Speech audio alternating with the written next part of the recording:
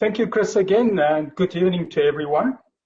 Firstly, I would like to thank Leadership Conservation Africa for the opportunity to talk about the Okavango Delta and to share some of my experiences and my passions with you this evening. I've been lucky in personal involvement with the Okavango and surrounding areas in northern Botswana for almost 40 years. On and off over a number of years, and particularly in the last 15 to 18 years, of which some of the information I'd like to share with you tonight. Now, we all know, or most of you would know, about the Okavango Delta as one of the prime destination areas in Africa for wildlife. So very well known for waterways, its floodplains, and thousands of islands. It is, of course, one of the top tourist destinations in Africa, certainly in southern Africa, well sought after and very well developed ecotourism environment. And then, of course, it is very famous for its abundance of wildlife and species diversity. It is also, of course, a Ramsar site because of the wetland component, and also it is UNESCO World Heritage Site. The Okavango itself, surrounded by a number of very interesting systems, covers an area of approximately 15,000 square kilometers at the northwestern corner of Maun, which is the nearest large area or large town. The Okavango, or the waters of the Okavango, come from the Angolan highlands, fed by the Okavango, Kyoto, and the Okavango River itself. But that's not the only water source into the Okavango. The adjacent Lanyanti Chobe area plays an important role as well, which is on Nidstone, fed by the Kwanda, also from the Angolan highlands. And then thirdly, the Zambezi is also a river that plays an important role, although much further afield and away from the Okavango. It still nevertheless forms an important part of the Okavango system in more than one way. And of course, off the Zambezi is a Chobe River with the cylinder spillway that feeds into the Okavango. So when we zoom in a little bit more and look at the Okavango system with the adjacent major rivers or waterways feeding it, we'll see that's to the east is the well-known Mabawi Depression, a large area that's adjacent to the Okavango. The cylinder spillway, which is the water link between the Lanyanti Chobe system and the Okavango, periodically and seasonally, not always a true water link, depending on rainfall and flood levels. Then, of course, is the well-known Savuti area, with the Savuti channel coming off the bottom of the Lanyanti Chobe, that feeds into the Savuti marsh area at the top of the Mabawi Depression. And then, of course, there's also the Kwai River, with the Kwai system into the Mabawi Depression, and a couple of other rivers like Buteti and so on at the bottom of Lake Ngami, all part of the surrounding area and playing a very important role as far as the Okavango is concerned. Then one of the very interesting features, of course, is the dynamics of the tectonic activities, microseismic activities, and so on over time. It is believed that the Okavango was originally formed by major tectonic activities going back as far as the Cretaceous period. So that's a long time ago. More recently, major earthquakes were recorded in 1952, the strongest earthquakes in the area, which measured over 6 on the Richter scale. And over the long period of time, and to today, there are a number of microseismic activities, with low recordings on the Richter scale, 1.3 to about 5 at times. These are all very important features of the system, and these fault lines play a major role in water flow and the dynamics of the Okavango system.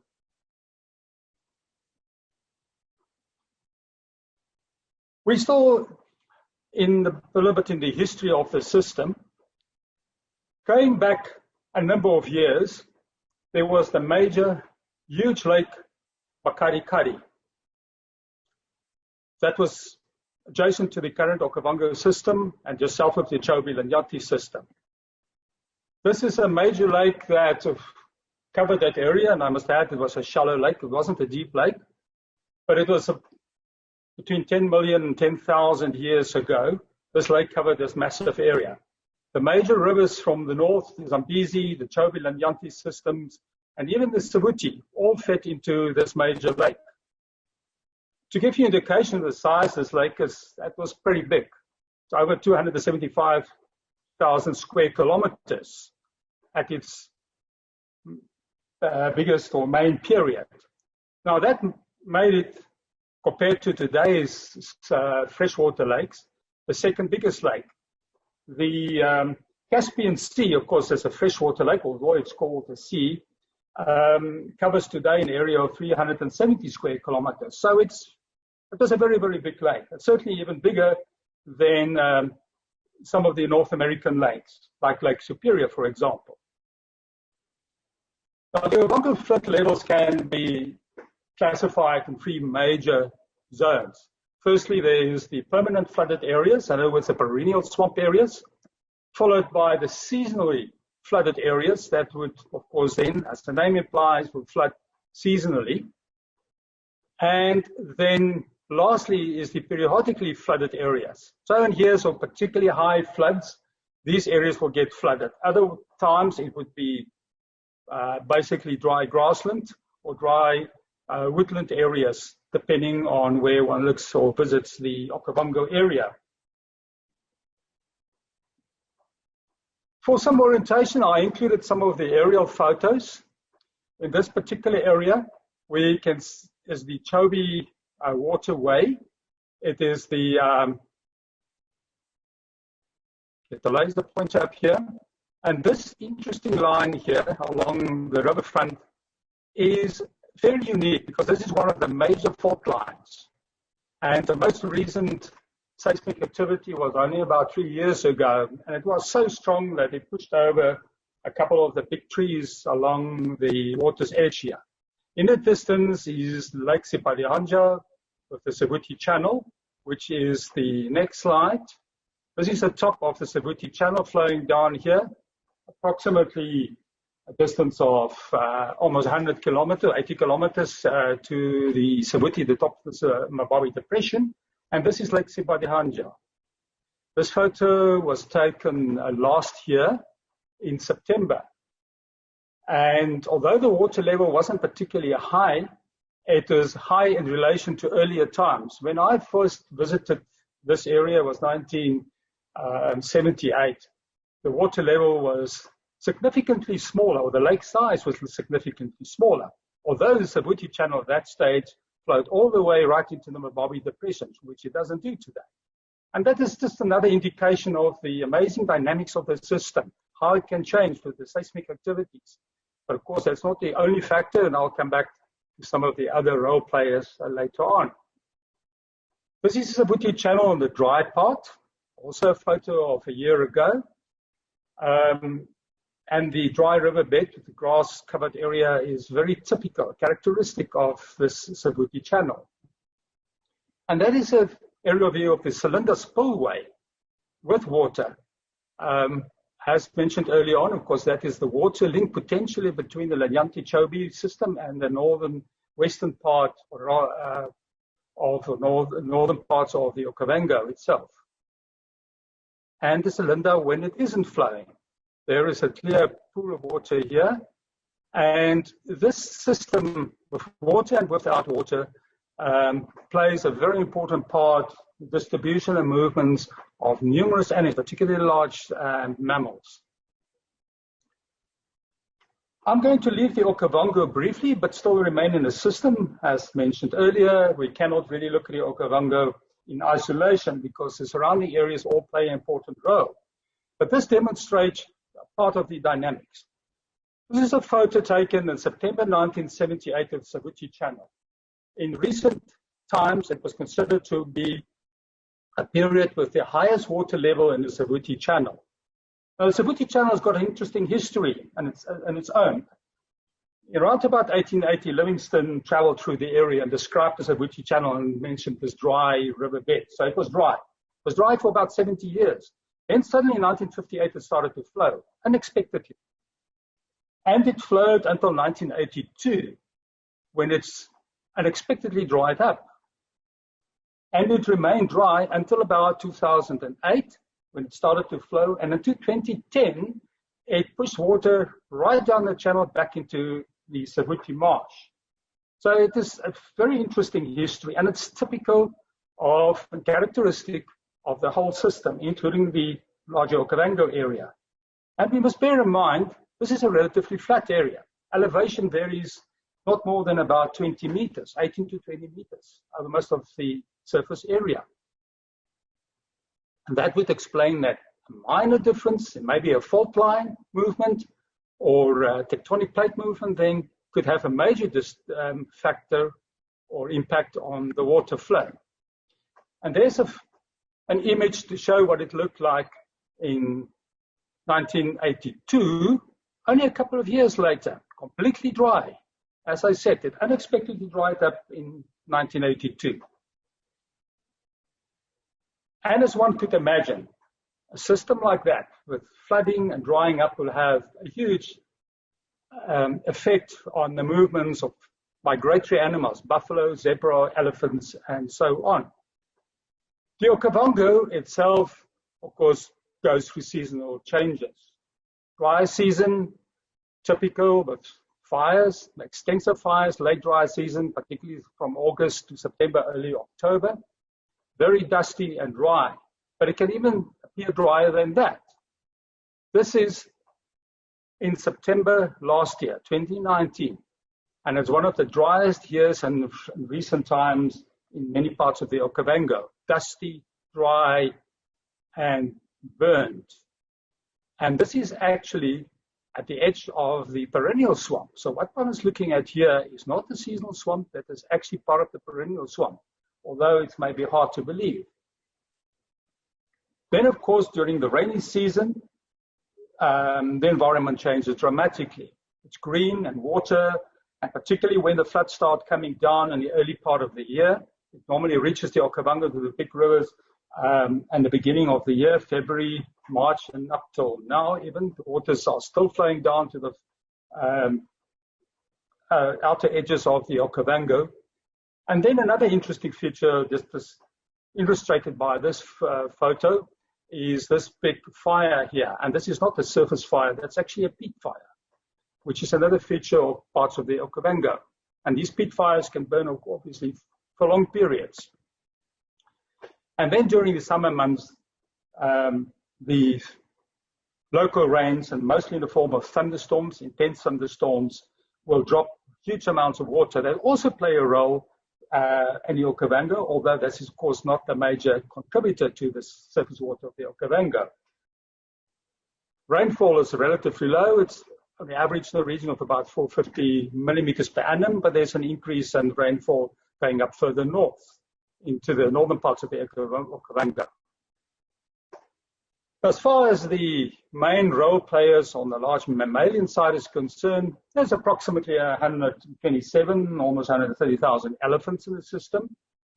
Currently, there are approximately 88,000 red lechwe, which is the second most numerous large mammal species after elephant. And then buffalo is also another major contributor to the system. And of course, then there are the hippo, which is another large mammal common and well known in the Okavango system.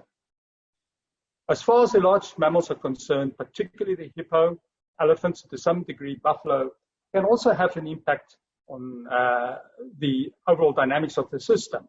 Sometimes opening up water channels, some of the smaller channels, also may be resulting in maybe some of the channels closing with large herds moving through some of the waterways. It can make or result in some changes of water flow in the smaller tributaries. The Okavango system is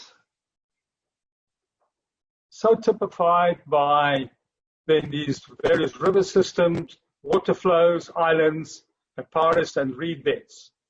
Very clearly illustrated here is the sandy sediments that formed here. These can, of course, block some of the channels and can redirect water flow at times. And particularly if one adds to that another layer with large mammals moving across and so on. And of course, we must not forget about the seismic possibility. Slight tremors, slight movements can have a major impact, particularly combined with some other features. And here's a little bit of evolution of islands demonstrated here, from a very small, almost more recent island with a termite mound forming there, to a more sort of permanent, more established, larger island system, away from maybe a major island there in the background. So there are a couple of islands here in various stages of formation. So termite mounds, settlement of vegetation, and the movement of animals were clearly showed here by all these tracks here through the vegetation. All have a major impact in the flow and forming of the system. And Okavango is also characterized by some of the beautiful, almost textbook examples of oxbow systems.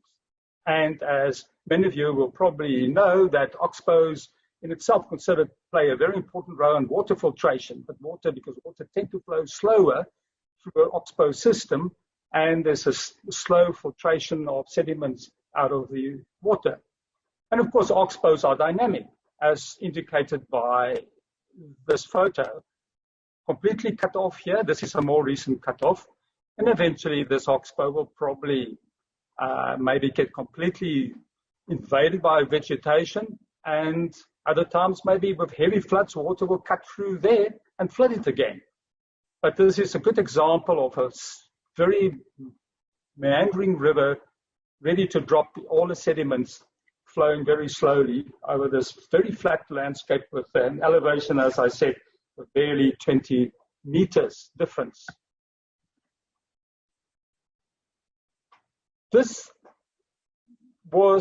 used to be a wooden bridge over the floodwaters in the vicinity of Santawani Lodge.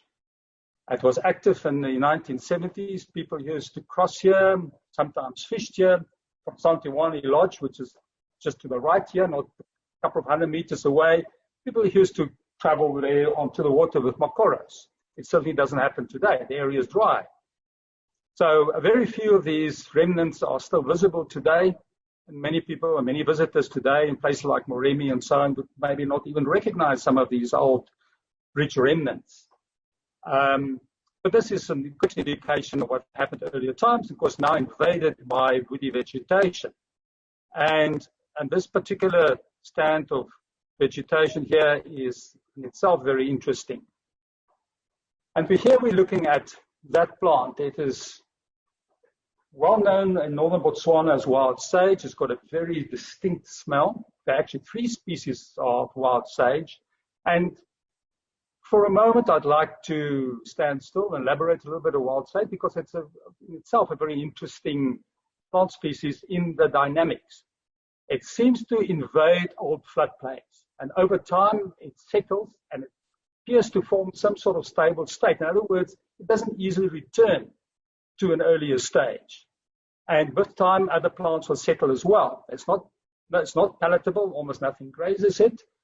And in many cases, there are concerns from the operators in Botswana because it's not something that the animals eat. There's nothing, it eventually dominates the vegetation, and therefore the species that are sought after for game viewing hardly present in stands of wild sage.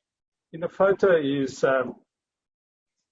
Professor Kevin Kirkman from KZN University, and one of his students, Michelle Tendler, did a PhD a couple of years ago on the wild sage and the distribution dynamics of this plant, and I was very fortunate to have been able to play a small role while they were doing the research on the interesting wild sage. It's not really controlled by fire. It seems to be particularly fire resistant, as this recent fire image shows. And as I've said, it's maybe not always the best environment for game viewing, particularly if one is after one of the larger cats with a group of tourists, because it would be hard to find. In the summary of the Okavango dynamics, we're looking at then a combination of geomorphology, hydrology, vegetation, and the large mammals playing a role. Underlying, of course, the seismic activities, where I started with my introduction to the Okavango. And then we have, of course, the catchment area range from the highlands of Angola that will flow down to the system through those major rivers. And, of course, the local thunderstorms that will also add to the system and contribute water. And lastly, we have impact of mega herbivores and the dynamics surrounding these large mammals that all play a role in the dynamics of this amazing ecosystem. The last part of my talk, I would like to share with you some of the results we collected in the last 12 years on a study done in an area partly or mostly in the Okavango perennial swamp area. This is the darker green here. This is the study area, and there are some dry areas here adjacent to that selected area. It is known as the JAR concession, or NG25. As you may know, all the concessions in Botswana have got designated numbers. This is NG25. For orientation, this is Moremi Game Reserve at Borders here. That is the famous Chief's Island of Moremi. Samtuwani lies here at the bottom. Maun is further down at the bottom of the photograph. This, of course, is the panhandle that comes with the main Okavango River from the north. There's a cylinder spillway that comes in here that I mentioned earlier. And this is the Duba Plains area up here at the north, another very well-known game area, wildlife area. Covers an area of 640 square kilometers. It's a tourism concession. It consists of perennial lagoons and waterways and seasonal flooding of floodplains, very characteristic of this area. It's predominantly swamp vegetation and a mix of dry floodplains. And of course, there are also patches of woodland. As I've said, I'm going to share with you results of a 12-year study I've been involved in this particular area, which makes it one of the more interesting data sets consistently collected at a certain time of the year with the same field people, same observers, and collected in exactly the same way for comparative purposes. Once again, we are back at the amazing dynamics of the system. In September 2010, the study started in 2008.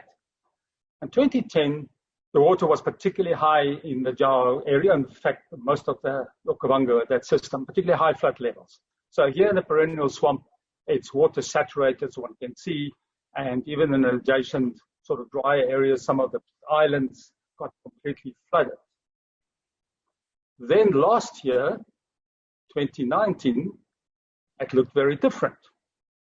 Low flood levels, extensive bushfires or veld fires at the end of the dry season in September, a very different appearance. I'm not sure whether you'd be able to spot some of that, but all these islands like there, it's a herd of lechwe, and over there more lechwe, and there were lots of lechwe that moved into these areas. Of course, this is not lechwe habitat when it's like that. It's too flooded. But when it's like that, lechwe can utilize it. So there were numerous herds of lechwe distributed through this much drier area last year. When we look at the population trends over this 12-year period, I'm going to share a couple of the interesting examples. Zebra, fairly consistent, not particularly high levels, and all of a sudden, a big rise last year. Drier conditions suited the zebra, so zebra herds moved into the area. Elephants moved in as well. Of course, the elephants have been fluctuating, high numbers in the Okavango, as we know. But even higher, it started climbing in 2018 and then much higher last year. Sitatunga, because they don't move, they have very localized movements. And as you are, I'm sure, aware that Sitatunga is very much a water-loving species and is only associated with the perennial or permanent swamp areas, not even the seasonal swamp areas. So a high rise or high numbers were recorded in 2018, but then they dropped somewhat. But to be expected for drier conditions. So some of the lechwe must have moved into the adjacent areas. Red lechwe went up to the highest number recorded over the 12-year period in 2019 because conditions certainly suited them. And ostriches, again, drier environment, as we know, they also certainly like the drier conditions. Wattle crane, interesting enough, also increased. And saddle stork is another example of the large bird species. Huge fluctuations generally, but particularly low in 2019. And interesting in 2010, when the high water levels, they were also low. They also didn't really appreciate the system. When we just look at the lechwe for a moment, we see the low lechwe density of this heat map that I generated with the high water levels in 2010. That was the typical distribution of red lechwe. Not in the perennial swamp area that's mostly over here and up in the north, they're more in a dry area.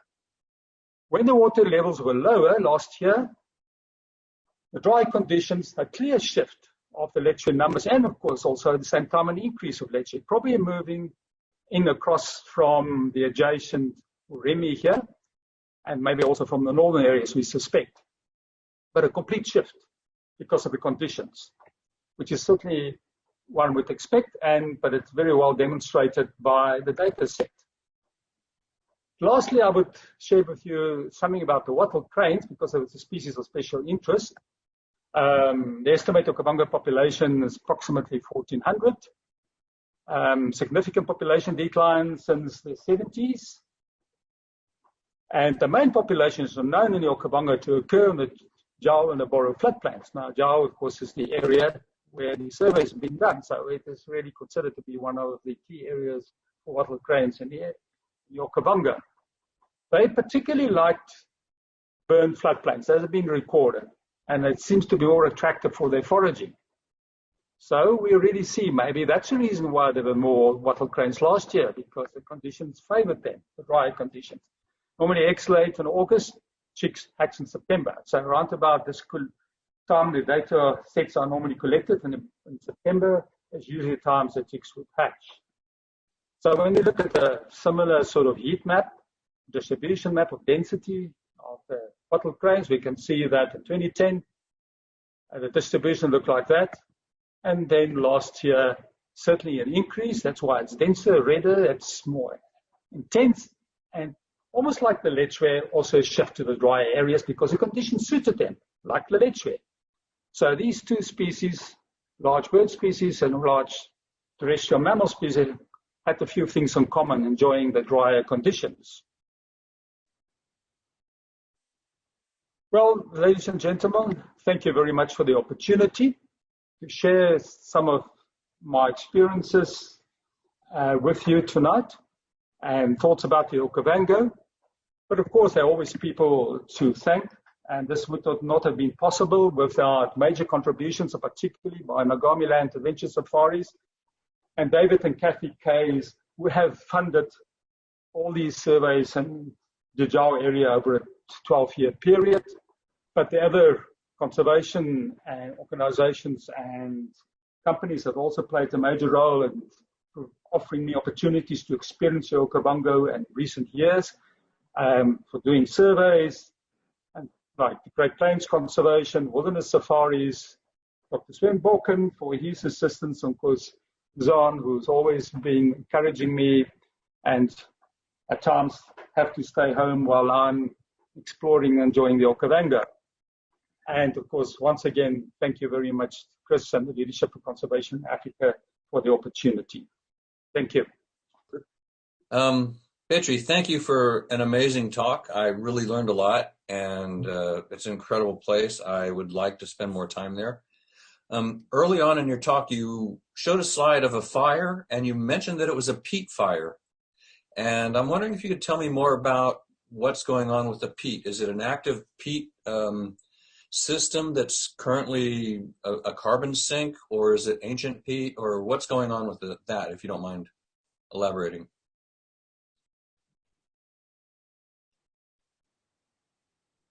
Of your question, because the connection was lost on this side, at least on my side. So I am back. You asked about the peat. I don't think there's too much known about the dynamics of the peat in the Okavango. It is very widely distributed apparently for most of the Okavango. These peat fires are some years, of course, more prominent than others. Last year, particularly in the beginning of the year, around about February when I was there were several big ones burning, like the photo in my one slide earlier on in the beginning of the talk was one taken in February, one of the bigger peat fires at the time. And I was told then by my hosts while we were doing surveys that that particular fire had been burning for quite a while then, for many months prior to my arrival. But I'm afraid I'm not able to share with you much more than that. I don't know too much about the dynamics of the peat system. Cool. Well, thank you. And I guess more research needs to be done. Yes, always. Thank you very much, Petri. Thank you for sharing with us. But you make us jealous at this time of lockdown. You immediately want to get back to the Okavango. It's an amazing feeling. Petri, just a question on the research that you're involved with for the last 10 years or longer. What is the research objective, and why would a person sponsor that? What would the benefit be to them? Well, of course, as you probably know, there are numerous projects and the Okavango system dealing with all sorts of projects. But in this case, this is more a monitoring than a research project. The interest was to establish a number of reasons. First of all, to get a better understanding of dynamics in the particular concession area. Also, with that, potential planning to see where most of the wildlife would be at certain times over a period. One of the potential threats in this concession area is also its neighboring cattle area, and there are cattle invaders, coming to the concession at times, particularly when it's sometimes dry or sometimes even when it isn't so dry. And part of the monitoring is also to keep a record of cattle numbers within the area, and also the areas utilized by the cattle grazers. Of course, it's not only cattle, as with the cattle sometimes there's also other livestock, donkeys, horses, etc. Furthermore, with some of these penetration, because there's always the potential of illegal hunting activities that could include fishing. So fishing camps, we also record, we look at, which is always very visible from the air at least, where sometimes some of these fishing camps are very deep into the concession area. Although there are not many fishing camps, usually just a couple during the year. Last year, I think there was only one that we recorded. Then I can just add that concession holders are required to monitor in the areas. That's one of the contractual requirements.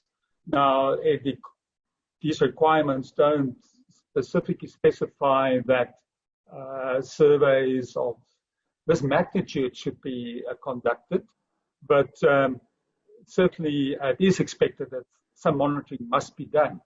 And this, of course, also adds to the general database of the Okavango. There are other surveys undertaken by the government on a different sampling intensity for the whole of northern Botswana, and in fact for the rest of Botswana as well. Thank you, Petri, for a very nice and informative presentation. Excellent, thank you. My question goes around the 130,000 elephant population that you mentioned. And in the studies that you've done, what does the data show with respect to the elephant and the perceived or real habitat destruction that we hear is taking place in Botswana? Well, elephants definitely on the increase, as we know, overall an increase. And it has also been shown in this particular area. I can add that it's also because it's not the only area I've been surveying, but this is the most complete data set, or rather set running over a couple of years. So elephants certainly have been generally on the increase, and some years have been fewer recorded than others. But the overall trend, as the graph indicated there, as a general increase. And yes, one also certainly sees the impact of elephants on the woody vegetation. That's very clear. As I said, there's also maybe the lesser known effect is potentially on influencing some of the smaller waterways with big herds crisscrossing, and so on, could change maybe a little bit of water flow this way or that way at certain times, like the hippos do as well. And that is, of course, been under discussion, as most of us know, for a number of years. Concerns have been raised about the numbers of elephants in northern Botswana, not only in Okavango, particularly up on the Chobe River front. For instance, the area that I showed there in one of my first photos of what I said was the Chobe River front with also the fault line area. That area certainly shows a dramatic impact of elephants. I surveyed that last year, the end of last year, in the dry season, and it was there were large numbers of elephants in that area in particular, and also at the top of the Cylinder Spillway. So, Peter, I'm not sure whether it's really answering your question, but as I say, there's no doubt there's an overall very significant impact of elephants in the system. Thank you. And the ability for the woodlands to regenerate, is that something that is evident? When you mention these changes in river structures and so on, do you see the regenerative capacity for our habitat to recover? Well, I think, sorry, there seems to be a lag. Okay. Peter, I think there was a bit of a lag there, but I'm sure I got your question about regeneration. Concerns have been raised about exactly that along the Chobe River front, because that area has been subjected to heavy elephant utilization over a long period of time now, and certainly an increasing one. So some field studies have been done, and surveys indicated that is indeed a problem there. But it's certainly not a problem everywhere in the system, because not everywhere, all areas are equally impacted on by elephants. So in the wider, or the far areas, and to some degree, certainly this area where I've been doing these surveys over the past 12 years, is probably more in the periphery. It's not the main elephant area. It's more recent sort of elephant invasions there in more recent years. And I don't think, it doesn't seem like it's a problem there. But certainly up the Chobe River system towards Kasane and those areas, no doubt, elephants have had a very big impact.